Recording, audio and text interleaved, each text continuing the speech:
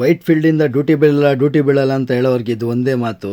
ನೋಡಿ, ವೈಟ್ ಫೀಲ್ಡಲ್ಲಿ customs office ಇದೆ. ಇದ್ರ ಒಳಗಡೆ ಬರಬೇಕು ಅಂದರೆ ತುಂಬ ಕಷ್ಟ ಇದೆ. ಎಲ್ಲ ಗೇಟ್ ಪಾಸು, ಈ ಪಾಸು, ಆ ಪಾಸು ಅಂತ. ಫೈನಲಿ ಒಳಗಡೆ ಬಂದು ಬ್ಯಾಟ್ರಿನೇ ಲೋಡ್ ಮಾಡಬೇಕು ಅಂದರು. ಈ ಬ್ಯಾಟ್ರಿ ಬಂದ್ಬಿಟ್ಟು ನೋಡಿ ಯಾವ ಕಂಪ್ನಿ ಅಂತ ತೋರಿಸ್ತೀನಿ. ಇದು ಈ ಕಂಪ್ನಿ ಇರೋದು. ಇಲ್ಲಿ ಹಿಂಗೆ ರಿವರ್ಸ್ ಹಾಕ್ಕೊಂಡು ಬ್ಯಾಟ್ರಿ ಲೋಡ್ ಮಾಡ್ತಾರೆ.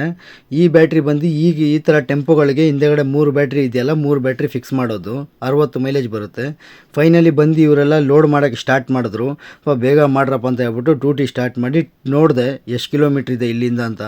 HSR ಲೇಔಟಿಗೆ ಬಿದ್ದಿದ್ದು 50 ನಿಮಿಷ 20 ಕಿಲೋಮೀಟ್ರ್ ಅಂತ. ಸರಿ ಆಯ್ತು, ಏನೂ ಮಾಡೋಕ್ಕಾಗಲ್ಲ, ಹೋಗಲೇಬೇಕಲ್ಲ ಅಂತ ಹೋಗ್ತಾ ಇರೋ ಟೈಮಲ್ಲಿ ಸ್ಟೇಟ್ ವೈಟ್ ಫೀಲ್ಡ್ ರೋಡಲ್ಲಿ ಇವತ್ತೇನು ಜಾಮ್ ಏನೂ ಕಾಣಿಸಿಲ್ಲ ನನಗೆ. ಅದಕ್ಕೆ ಸ್ಟೇಟ್ ಹೋಗ್ತಾ ಇದ್ದೆ. ಫೈನಲಿ ಇವಾಗ ಡ್ರಾಪ್ ಲೊಕೇಶನ್ಗೆ ಬಂದಿದ್ದೀನಿ. ಇವ್ರಿಗೆ ಅನ್ಲೋಡ್ ಮಾಡಿ ಅಂತ ಹೇಳಿದೆ. ಈ ಕಸ್ಟಮರ್ ಬಂದ್ಬಿಟ್ಟು ಆನ್ಲೈನ್ ಪೇಮೆಂಟ್ ಮಾಡಿಬಿಟ್ಟಿದ್ದಾರೆ ಆಲ್ರೆಡಿ. ಅಯ್ಯೋ, ಆನ್ಲೈನ್ ಪೇಮೆಂಟ್ ಯಾಕೆ ಸರ್ ಮಾಡೋಕ್ಕೆ ಹೋದ್ರಿ ಅಂತ ಹೇಳಿದೆ. ಏನೂ ಮಾಡೋಕ್ಕಾಗಲ್ಲ. ಸರಿ ಆಯಿತು, ನೆಕ್ಸ್ಟ್ ಆರ್ಡ್ರ್ ನೋಡೋಣ ಅಂತ ಸುಮ್ಮನೆ ಇದ್ದೆ.